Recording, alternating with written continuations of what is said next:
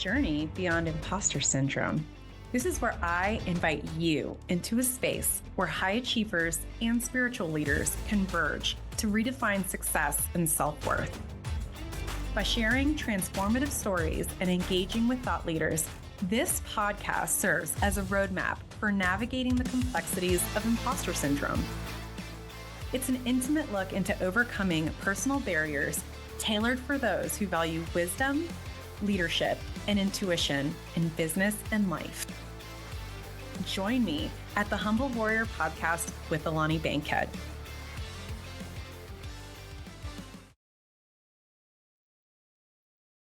Welcome to the newest episode of the Humble Warrior Podcast. I'm your host, Alani Bankhead. And guys, I know I talk a lot about imposter syndrome and the negative emotions and what it feels like and the behaviors and all that stuff.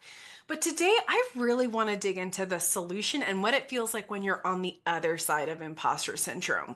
When I was younger, I used to be all about crime shows, whether it was Law and Order or Cops. Ding, ding, ding. Hilarious, right? I became a law enforcement officer. But for those of you who like those types of TV shows, NCIS, all that stuff, how does it feel when you're watching it, right? Like you're watching this kind of live recording of something that's happening, a dynamic situation that's unfolding, and your heart's kind of pumping. At least for me, it does, right? Because you just don't know what's going to happen. But then the cop catches the bad guy or the situation gets resolved somehow, right? Same thing goes for it. Let's say you're not a crime show person. Roller coasters. I'm not a roller coaster fan, but I've talked to a lot of roller coaster fans, and they tell me that what they love about it is that feeling of the adrenaline rush and their stomach being in their throat. And there's a tiny part of them that's like, I might die on this thing, right? Now, these are all things I am not a fan of. I'm the person at the bottom of the roller coaster holding your purse because I don't feel like dying. But so that sense of the adrenaline rush and the is this going to end well kind of thing is definitely something that makes us feel alive, right? And so I want you to consider that if you've never worked in the justice system and you watch these cop shows, someone has to experience that adrenaline in real life to get these resolutions and these positively adjudicated situations and whatnot. And I posit, why can't that be you? Right? It could be you, but whether you feel drawn to the justice space or not, the point is, imposter syndrome is a lot like that feeling when you're on the other side. Your body has an idea for something that it wants to create, and your brain's like, can I do it? Is it possible? And then you take one courageous step forward, and then you start to work the process little by little, and you're like, oh my gosh, I'm investing resources, I'm investing time, I'm asking people to come in on this thing. Like, what if this thing doesn't work, right? But when you get to the other side of it, the feeling of it's not even just the accomplishment, it's that sense of, I created a solution that didn't exist before, and that is so much fun. So for me, we talk about the operations that I've run in the past. So I've run lots of operations, whether it was counterintelligence operations, bodyguarding operations, anti-child exploitation operations, human trafficking operations. And I've talked in the past on the podcast, and I talk openly when I'm doing keynotes about this sense of I'm 5'3", I'm female, I'm looking very much younger than I actually am. And I feel like I don't look like the kind of person that would lead these types of operations. And the reality is that when people ask me about the success of the operations I've had in the past, I've written about them in my book. You can read all about them in there. The reality is that just like they say, success is like an iceberg, right? You only visibly see the top part. You don't see everything that went into that, all the blood, sweat, and tears. And my imposter syndrome for 2 to 3 days before any operation I do is 10 out of 10. It is loud. It is telling me it's not possible. I am freaking out. When I was the boss running the operations, I remember literally talking to myself saying, I can cancel this. Like, I'm not a worker bee. I'm the boss creating these things. Of course, to a certain degree, my desire not to cancel on my partners who've spent months with me planning this thing was an impetus to get me over the hump, right? That's an accountability mechanism. But at the end of the day, when you get the arrest of a really bad suspect or a dynamic situation turns out really well, you have that live cops TV show rolling out in your life and you get to success, that feeling of thriving of, oh my gosh, I can't believe I created this is so crazy. It feels so wild.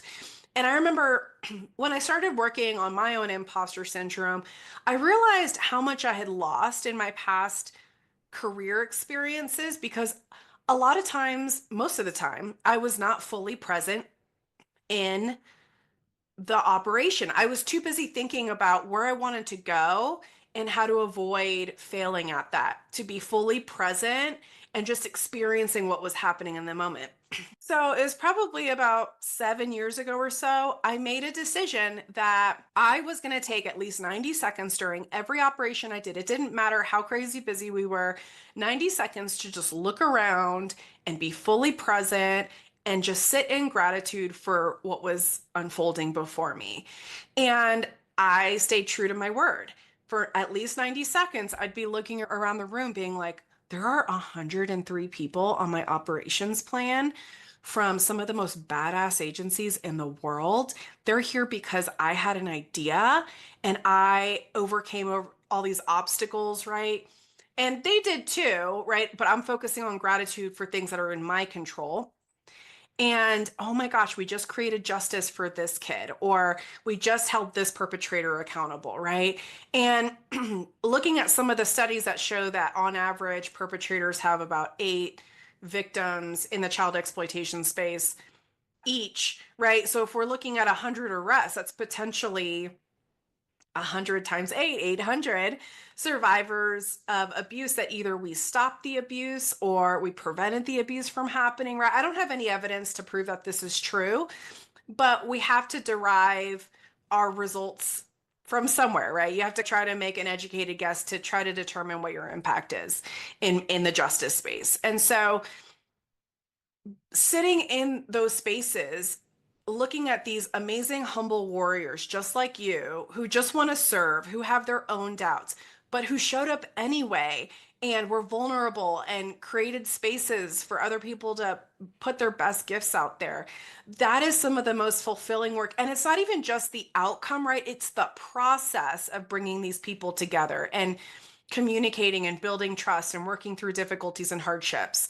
I had guys come up to me and say, I forgot why I became law enforcement, but this operation reminded me of why I got into it to begin with. So thank you so much. Or 2, 3 in the morning, having the teams do updates, and they would call me and say, Alani, we're not leaving the field until you tell us that we're done, because they were so invested in protecting their communities. And that connection that was derived from these moments are some of the most special elements of success for me. In other instances, when I was a senior bodyguard, they're called personal security advisors.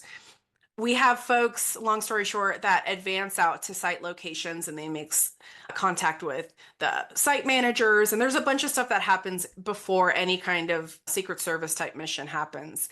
And when we get on site with the protectee, usually the advance agent would introduce me to the site manager or whatever relevant people I needed to make face-to-face contact with. And the look on these people's faces sometimes when my advance agent would say, this is the senior bodyguard, and they're like, this chick is the senior bodyguard? And they're like, yep, she's the senior bodyguard. Because we in that Secret Service type space, we know that it's not about what you look like or your physical strength. It's about how you use your brain to react and control the space, right? It's fun to be in those moments where I could get offended and be like, of course I'm the boss, I'm in charge. But I choose not to be that way because I just think it's funny to challenge what people think about how the world operates, right? Honestly, it's fun to me sitting on the stand and holding perpetrators accountable. When I run any type of proactive law enforcement operation, I'm trying to give perpetrators every opportunity to walk away from committing this crime. I don't want to actually put handcuffs on people. All I really care about is finding victims and survivors, getting them the healing that they need, and holding perpetrators accountable so that they don't continue to perpetrate crimes. It's not actually about the arrest, really. It's about serving the community. And even after the arrest is done, we give them every opportunity to make amends and own their portion of it by taking a plea deal because my cases are that good. And so when I get called to the stand, there is a part of me that's like, I know you are not making me do all this extra work to go on the stand so you can go to jail for longer than you have to, right? And in fact, there was one time I was so mad. I had to drive like an hour and a half in like crazy traffic over a case that I knew this guy was going to lose. Like there was no doubt in my mind. It was such a good case. And sure enough, I had to go testify. And I was sitting on that stand thinking, hey, bud, okay, like you did this to yourself, right? Don't get mad at me because you're going to jail for a lot longer than you needed to.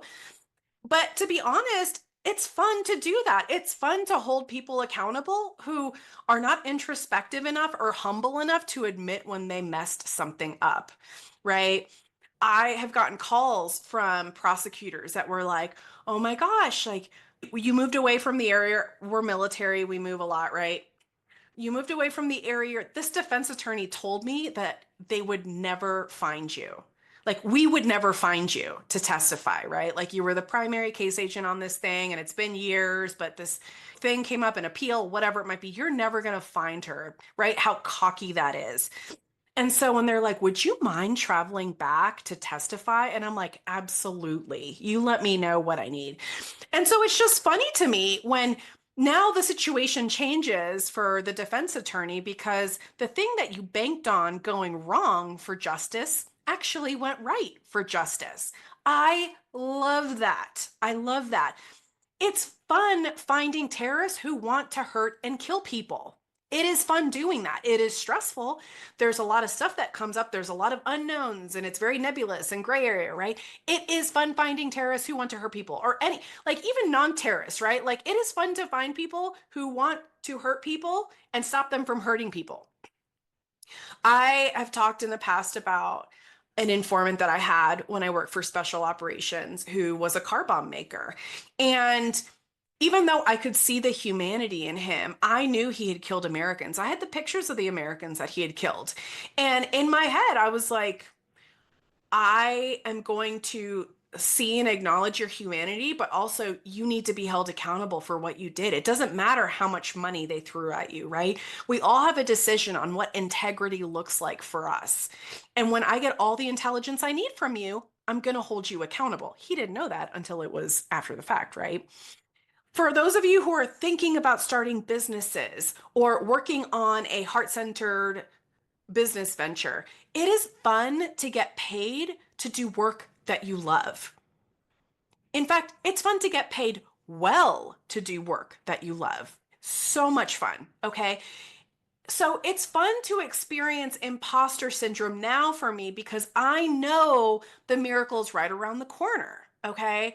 I know whenever I experience the imposter syndrome, the question that flips it for me is when else have I felt this? And then I remember literally every other time I've done something like this. And the evidence I have from my life is every time I lean into this process, my miracle is right around the corner. The success or the learning or the joy or the thriving is right there if I just step out in faith a little bit, right?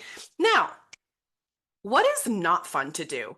It is not fun to wonder if you can trust yourself, wonder if you can trust people around you, second guess your own abilities. When it comes to finances, because we know imposter syndrome seriously impacts finances, stressing about how to pay for your bills, stressing about being in debt, stressing about how am I ever going to buy a house, that is not fun.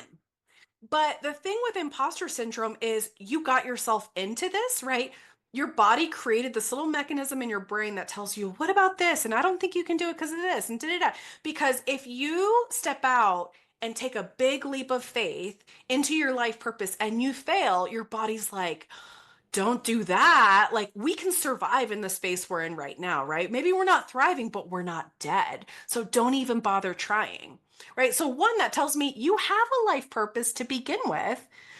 And two, you've heard me say this in the past, the universe is either going to drag you by the hair or you can go willingly.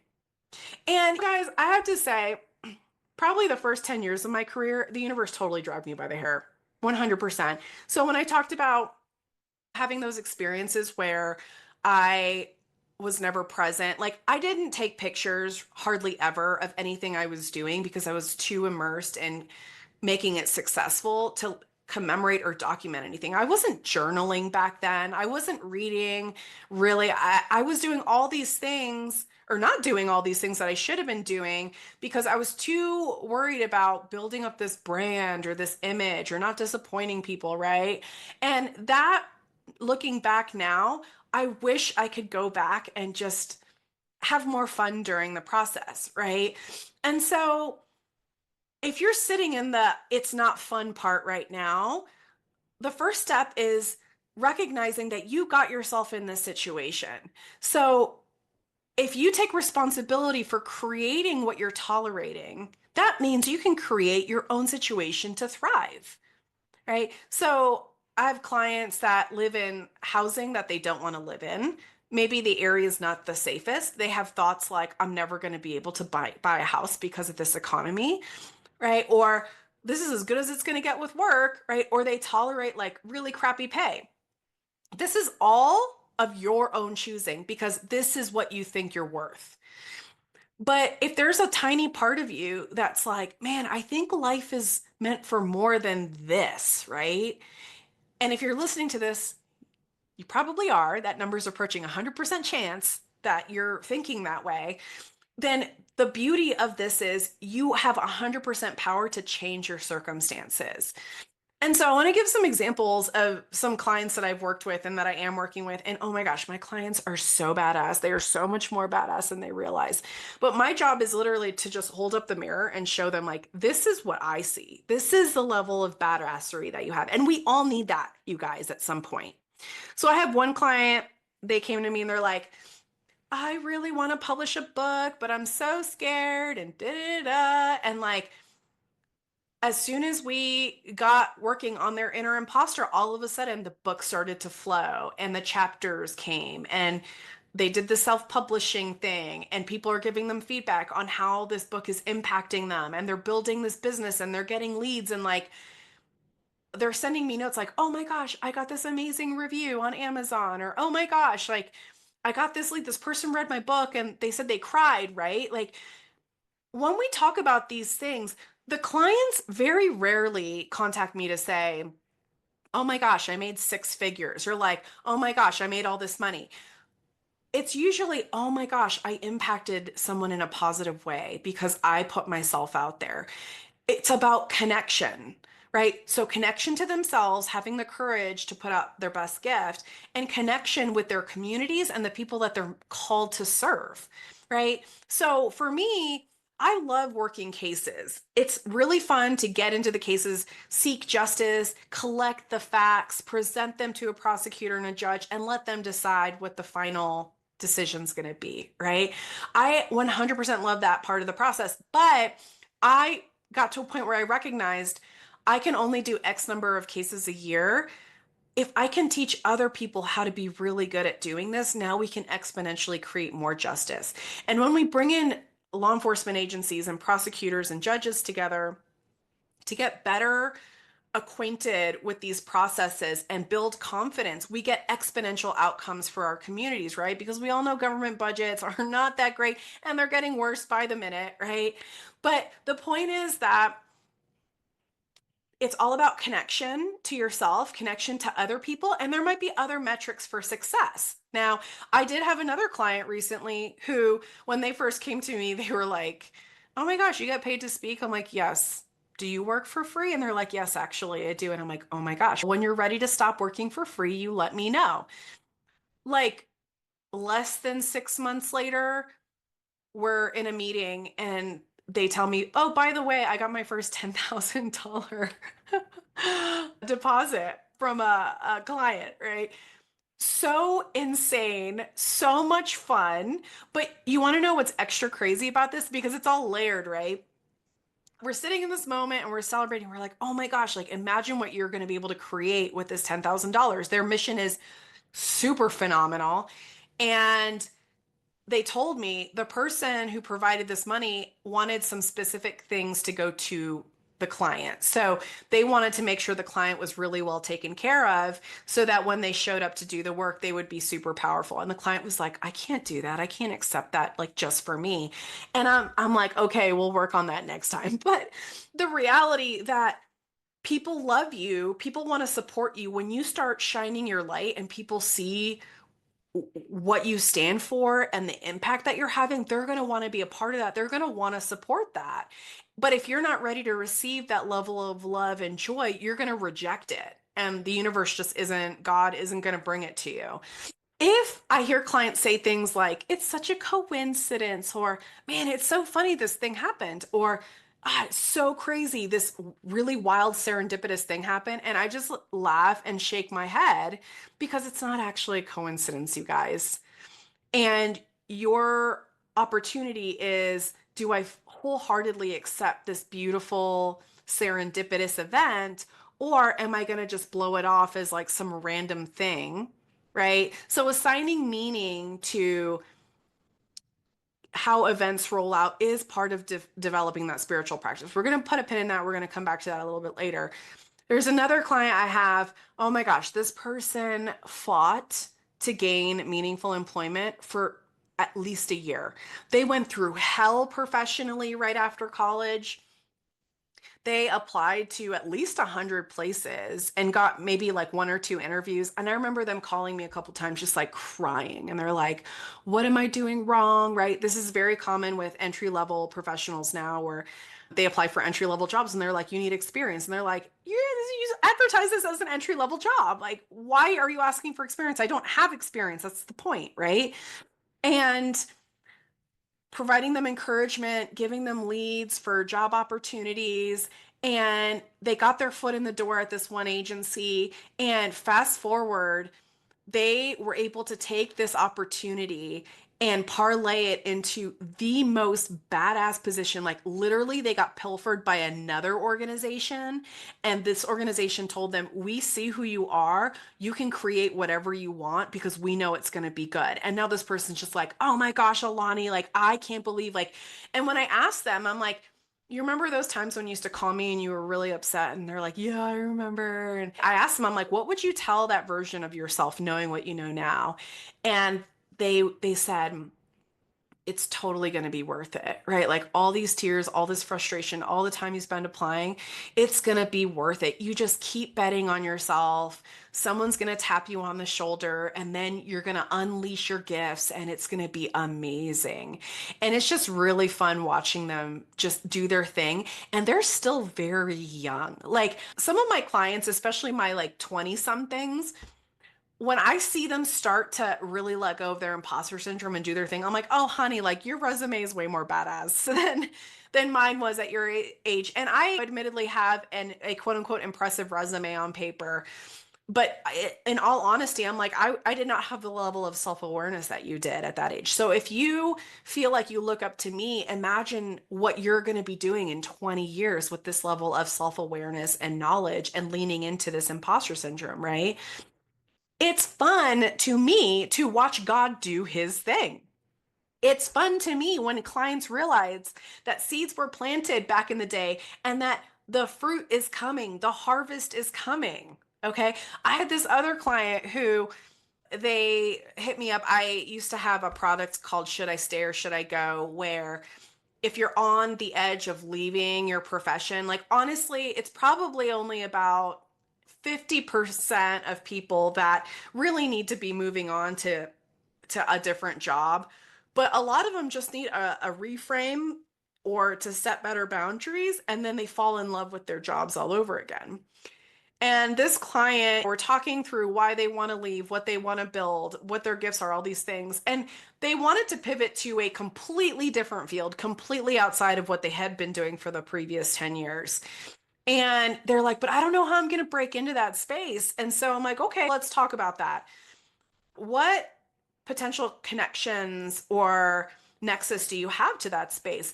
Y'all, in the next like 10 minutes, they start to tell me about how, oh, I forgot that my uncle is connected in that space. And I forgot that I met this one family and they really encouraged me to pursue this, but I didn't at the time. Or I have some other contacts that are very deeply embedded with that field. And I'm giggling over here and I'm just like, do you not see the breadcrumbs the universe has been lining up for you? And I think that happens in probably 30 to 40% of my clients where they're like, I really want to do this thing, but I just don't see a path. And then as we look at their past life, all these opportunities come up and they're like, oh yeah, duh. Like, we just forget about these things. And sometimes it takes someone else to come in and point out, like, what about this? And like, but you have this resource, right? You guys know when I talk about spirituality. So for me, I'm a Christian. I'm not saying you have to be, that's what I am. But when I experienced that when I was younger, the reference that comes up for me is Moses, right? So Moses has this stutter, and God calls him to be his mouthpiece to Pharaoh to say, let my people go. Moses is making all these excuses. He's like, I'm not capable, I can't speak, right? Like I have a stutter. And he's like, and I don't have any resources. And God says, what's in your hand? And he had a staff, right?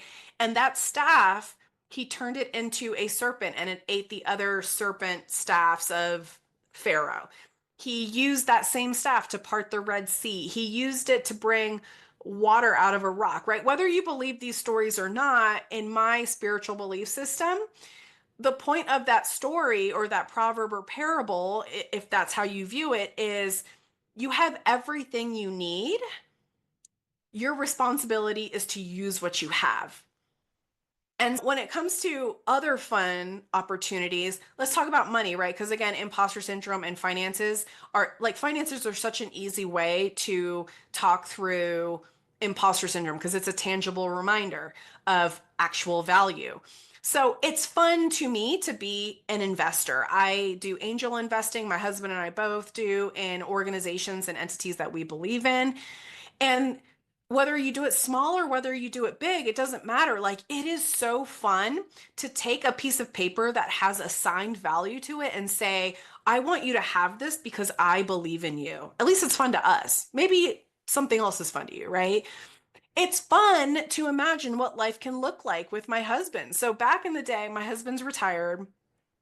And when he was getting ready for retirement, I had asked him, what do you want to be when you grow up? Right? As a joke, like, and he's like, I'm just going to go back to my old job, but just as a civilian because he was in the military. And I'm like, why would you do that? It's not that you don't love it, but you have like this love-hate relationship with the military, right? And I'm like, you could do literally anything. And it's been this whole super fun journey of imagining what does it look like for us to bet on ourselves for once? What would we create if we had unlimited resources? And you can have this grand vision, and then you're like, what can I do to actually bring that to fruition? And the funny thing is a lot of times people are like, oh, I want to do this big thing, but it seems so scary. 9 times out of 10, when I have clients coming in with that scenario, as soon as we identify the facts and the data around creating it, they look at those numbers and they're like, oh, that's actually way easier than I thought it was going to be. And then you can see their bodies start to figure out a plan on, okay, how do I figure out how to get the part that I don't have yet, right? And you can see their body starts going into motion, right? And we know the cognitive triangle says thoughts lead to emotions, which lead to behaviors. So if you start behaving in a way where you're excited and you're taking positive action and positive steps towards creating what you want, that tells us that your subconscious thought, your brain is saying, this is totally possible. You can create this. And my husband and I are still in that mode, right? Like all of this is a process. And every day it's an opportunity to create a new world of joy and thriving, however you define that, right? Literally this week, we had our first beautiful day in Montana. Montana is known for like wicked winters, they're super long, and it was like 65 degrees. And I was journaling in the morning, I was doing my centering quiet time, and I was like, okay, what's my intent for the day? Like, what do I want to have achieved by the end of the day? And I wrote in my journal, I was like, I want to, and then I paused for a second and I was like, I want to live. Like some years ago, I went through this kind of existential crisis where I'm like, what's the meaning of life, right? I think most people go through that. But finally, after all this work, I came to a place of like, life is for living. And it's like, so I know you're laughing at me right now, but it was this very profound moment. And frankly, almost all profound moments are rooted in some very simple truth that you just finally understand in your bones, right? So in this journal, I'm like, I'm gonna live. And it's a weekday, and most of the time we leave like fun, fancy meals for the weekends. But I was like, I think it was a Tuesday. I'm like, I don't care that it's Tuesday. I'm making a steak dinner. We're going to eat outside. I'm getting flowers. And it was just this really beautiful exercise of like, I don't have to limit the fun part of my life to the weekends. I can have joy and thrive on a Tuesday, right? And it was fun to have my husband come home and he's like, wow, like the table outside is set. And to surprise him with being able to have dinner outside and have this delicious dinner that we feel so thankful we're able to enjoy, right? And that is fun to me, right? And we did all of that because we got over that inner imposter that said, you can't have everything that you want, right? Another example with money. Guys, have you ever swiped your debit or credit card and not worried about how much was in there? And not looked at the register to see what the total was and tabulate, do I have enough money available to me to buy this? Like handing your credit card over at a friend's dinner or some event with people that you love and saying, I've got this, guys. I love you. Like, I'm so thankful I had this time with you. Like, I've got this. Bro, there's no feeling like it. And it's not actually about the money, it's about using money to become the best version of yourself. And so a lot of people, oftentimes their imposter syndrome will tell them, you can't have money because the world says having money is evil. And if you have more money, you're going to become a worse person. You're going to become power hungry and evil and da da da, right? These are all nonsense thoughts that our inner imposter tells us so that we don't self actualize because it would be awful to be this close to experiencing the joy of connection and saying, I want to treat the people I love to a beautiful, lavish experience versus having it snatched away and having the heartbreak of never getting to fully express yourself, that generous side of you as you were intended to, right? And so when you start to engage in this process, you're going to get to the point where you're like, what else can I build? What else can I create? Rather than looking back at the things that didn't work or your failures or whatever, you're going to start looking forward and, oh my gosh, like life is so much more meaningful when I'm thinking about what I was created to do, right? So for those of you who are in the place where you're like, yes, yes, yes, how do I get there, Alani? How do I get there? So I want to first affirm you and acknowledge that if you're listening, I know you are a very high achiever. You are a very humble person, right? You have done the very best you can with the infrastructure you have in your brain. So you've done everything to be introspective and be efficient and all of those things, but you know internally that there's something stopping you from fully self-actualizing. And so step one is you need a new mindset. You need a new operating system. And that can be really scary because you've been so successful using your current mindset and infrastructure and operating system that your brain, your imposter is going to tell you, don't let go of this because if you do, you could fail. You had a good thing going. Why mess it up, right? But the truth is, if you're in the space of being a high achiever, but you feel like something is missing, it's because all you've focused on is the achievement.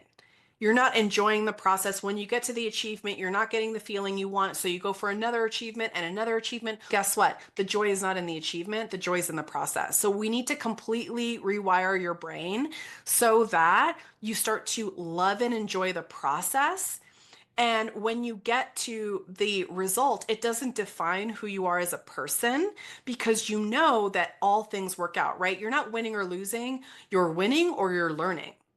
So I'm going to give you some examples of how I needed to overhaul my operating system.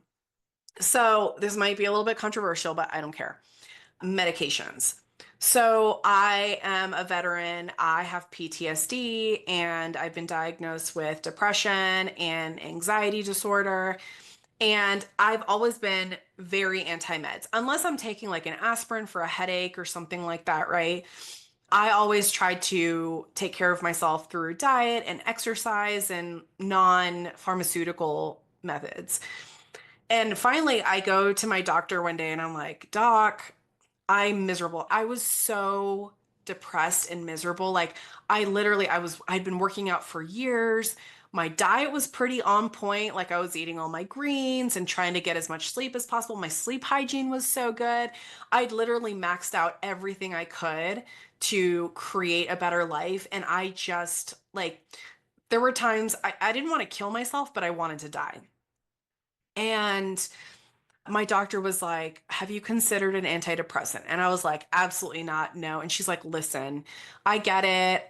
I'm with you, but can you just go talk to the psychiatrist? He's really, really good. I promise. Just go talk to him. And I was like, fine, right? Like, thank God I'm a military girl at heart. I can listen to authorities still a little bit. And I trusted her enough. She's the best doctor I've ever had. And I was like, fine, I'll humor you. And I go to see this doctor. And he looks very young, by the way, so I have my own biases, right? And I walk in and he's like, okay, I get it. You're anti-meds. Like, you want to see if there's talk therapy or some other way that you can get the help that you need.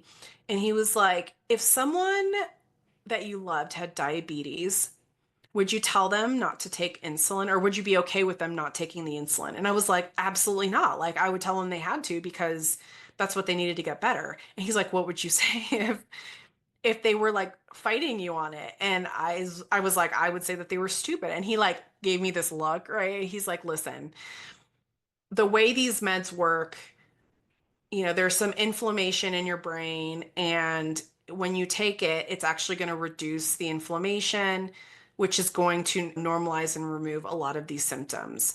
And it's only temporary. It's to stop the inflammation so that you can get back to homeostasis. And I was super skeptical, but what was funny was maybe a week or two before there was a whole big thing in my family where we have a beloved family member who literally the doctors were like, you're diabetic, you need to get on insulin. And this person's like, no, absolutely not, I'm gonna pray about it, like all this stuff, right? And we were just like, God, you are so stubborn, like take the insulin. So to have this moment where my logic was thrown back in my face is hilarious. And I had to cave, right? I was like, all right, I will try it. I was still super skeptical, but I tried it. And guys, to be honest, like those meds probably saved my life. Like I'm so thankful that I took them, and it was not a permanent thing. It was a temporary thing. I'm super thankful. Like now I had my PTSD isn't completely gone and whatever, but like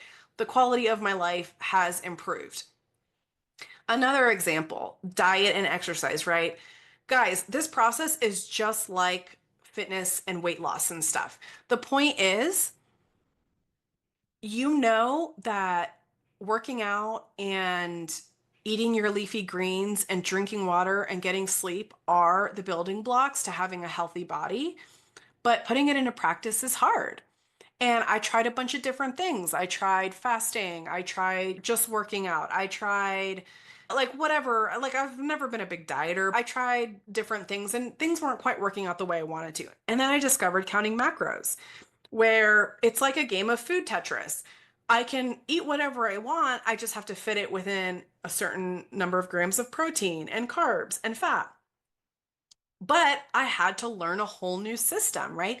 Little by little, I had to undo my old views on food and replace them with new ones. And counting macros has been so life-changing for me. Like, I don't stress about food.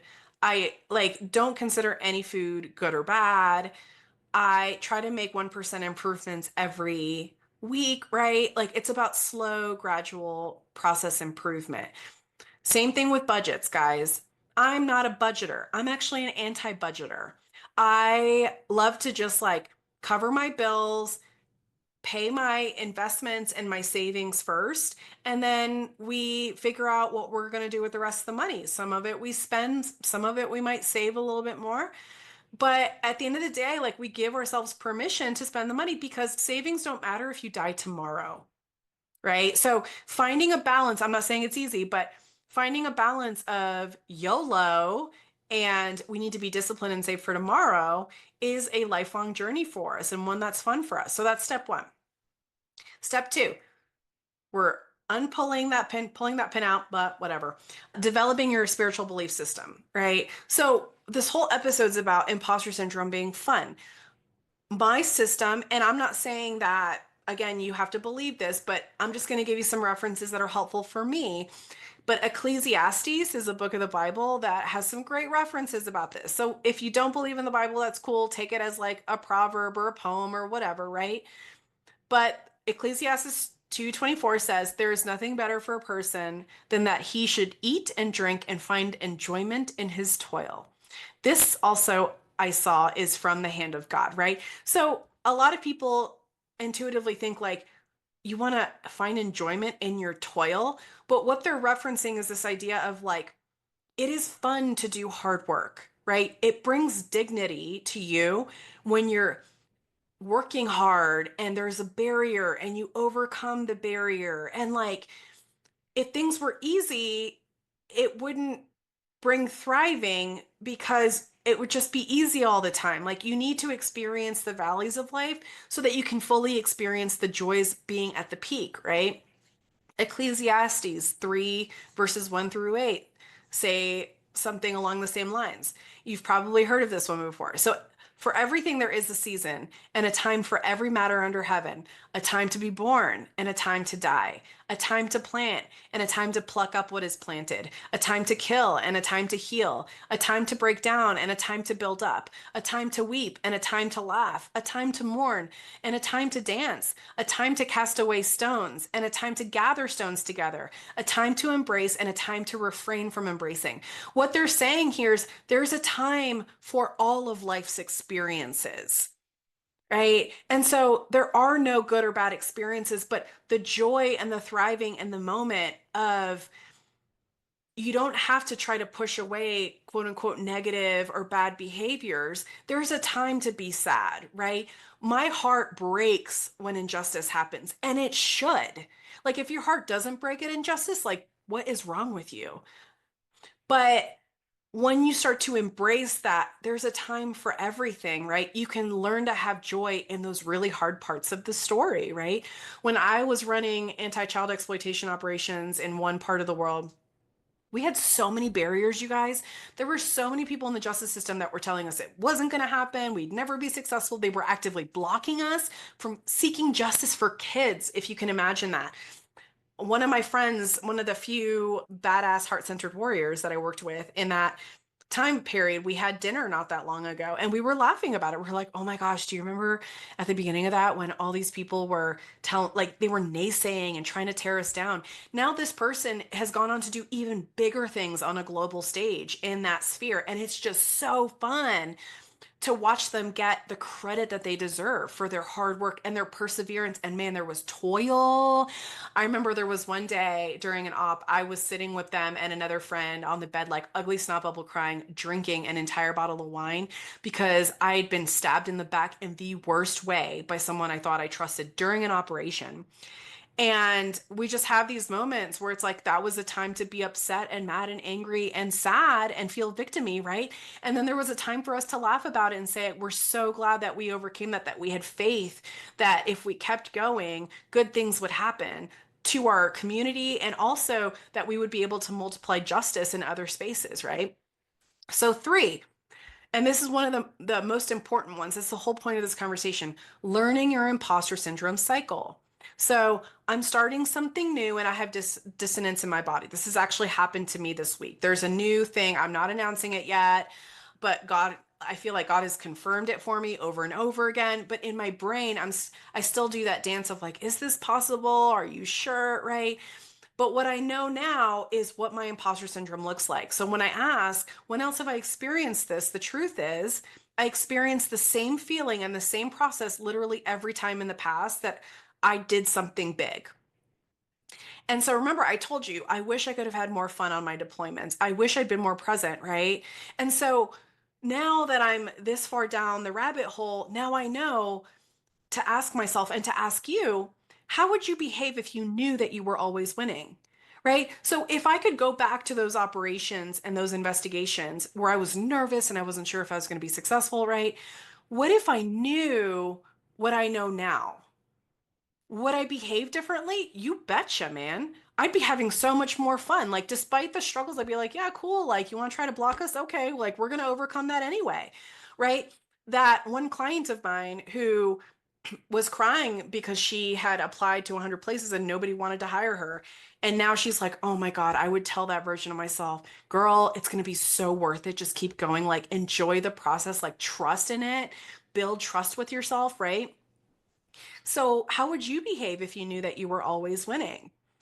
Because when you start to understand what your unique imposter syndrome cycle looks like, you can anticipate the magic. So now the evidence I have shows that when I experience this feeling, if I lean into this process and I engage in my spiritual practices, there's going to be magic right around the corner. When you are connected to yourself and your higher power, however you define that, the magic starts to flow. And for those of you starting that journey, there's going to be a lot of dissonance, but the universe or God, whatever you call it, is going to throw you like a first little like magical thing.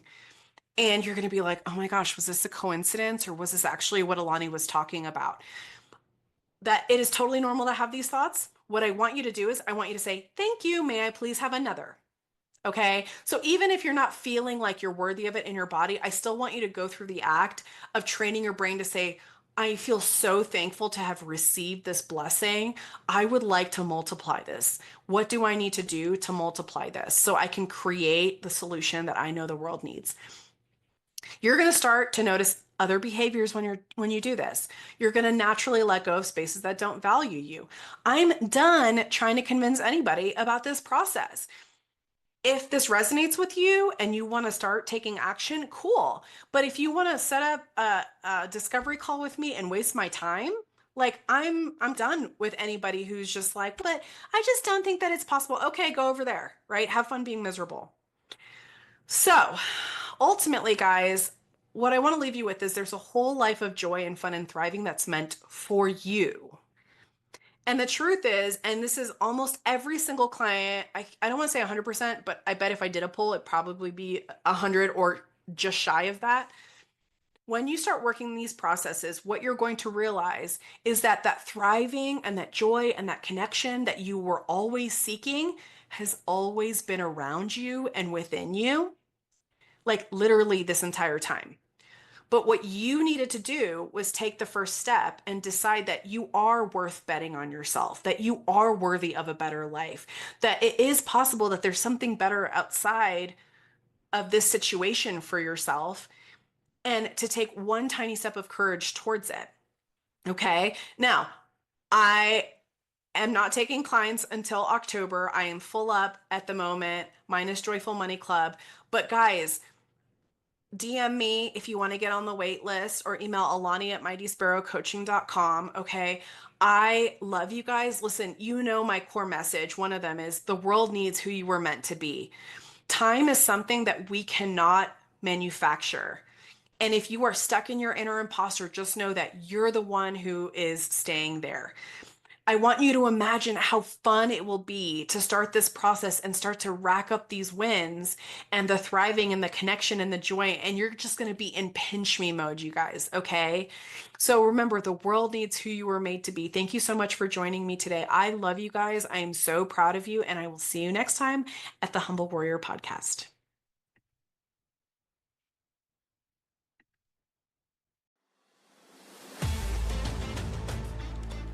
If you enjoyed this episode and would like some help overcoming your imposter syndrome, check out the free life purpose exercise on my website and subscribe to my blog. If you already know what your life purpose is and are ready to crush or harness your imposter syndrome, then you're going to love my best-selling book, The Least of Us: How Your Weakness Points to Your Greatest Power. available on Amazon and all major book retailers. Or you can hit me up at alani@mightysparrowcoaching.com to discuss private coaching or corporate and government training. That's ALANI@mightysparrowcoaching.com. Listen, there's only ever been one you, and there will only ever be one you. And you have a specific gift to give that the world desperately needs. Don't let your self-doubt be the thing preventing you from living your most joyful and impactful life. Until next time, I'm always cheering you on.